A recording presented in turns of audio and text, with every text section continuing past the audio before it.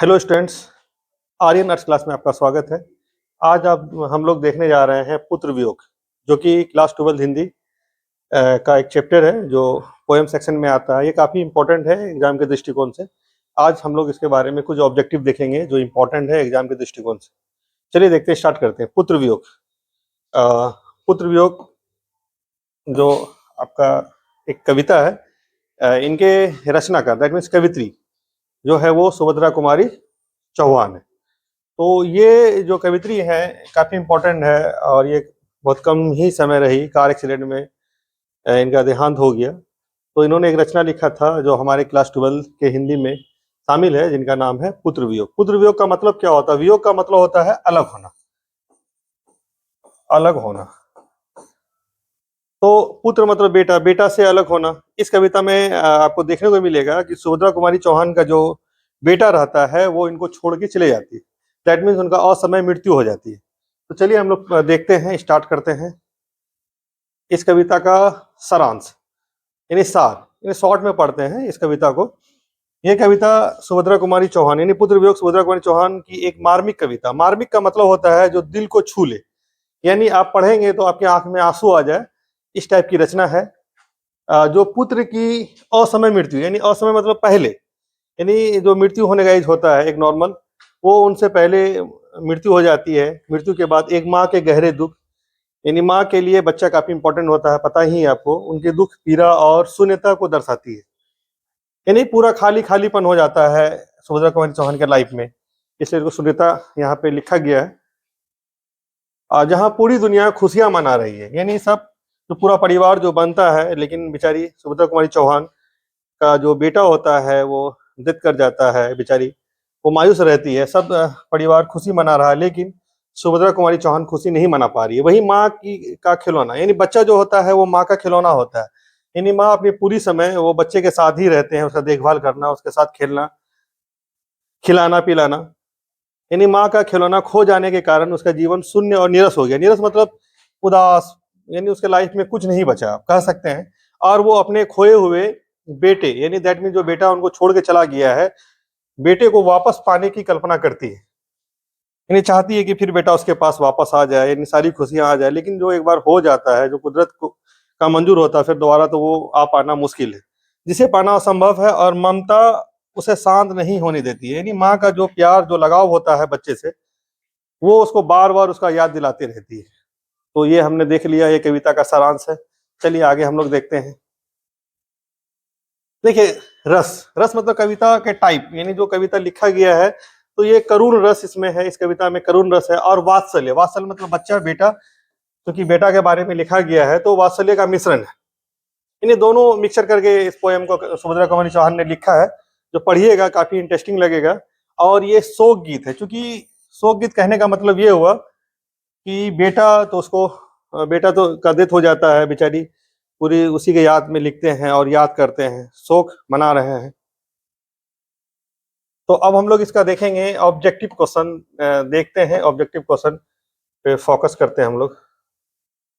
चलिए, देखिए पहला क्वेश्चन ये रहा आपके सामने। पहला क्वेश्चन है, पुत्र वियोग कविता की कवित्री कौन है? दैट मीन्स जो कवित्री है पुत्र वियोग का, वो सुभद्रा कुमारी चौहान। इसका राइट आंसर आपका हो जाएगा बी। चलिए क्वेश्चन नंबर 2 हम लोग देखते हैं। तो क्वेश्चन 2 पे फोकस करते हैं। आप देखते हैं सुभद्रा कुमारी चौहान का जन्म कब हुआ था। तो बताइए इसका आंसर क्या हो सकता है, कमेंट करके बताइए। इसका आंसर होगा 16 अगस्त 1904, जो राइट आंसर है। ये क्वेश्चन पूछा भी गया है एग्जाम में, बोर्ड एग्जाम में। चलिए अब देखते हैं हम लोग क्वेश्चन नंबर 3। क्वेश्चन नंबर 3 पे आते हैं। क्वेश्चन नंबर 3 है, पुत्र वियोग कविता कवित्री के किस काव्य संग्रह से लिया गया है? काव्य मतलब कविता होता है, यानी सुभद्रा कुमारी चौहान का जो लिखा गया कविता संग्रह है, वो कौन सा कविता संग्रह से ये चैप्टर लिया गया है? तो इसका आंसर होगा मुकुल, मुकुल से लिया गया है। इसका आंसर क्या हो जाएगा? 3 का राइट आंसर हो जाएगा आपका जाके ख। चलिए क्वेश्चन नंबर 4 पे हम लोग आते हैं। अब देखिए काफी इंपॉर्टेंट है ये क्वेश्चन, काफी बार पूछा गया है, तो उस दृष्टिकोण से इसको विजय लगाते हैं। क्वेश्चन नंबर 3 है, कवित्री, कवित्री जो आपके चैप्टर में है वो सुभद्रा कुमारी चौहान है, यानी कवित्री के अनुसार उनका खिलौना क्या है? तो इसका ऑप्शन पढ़ते हैं।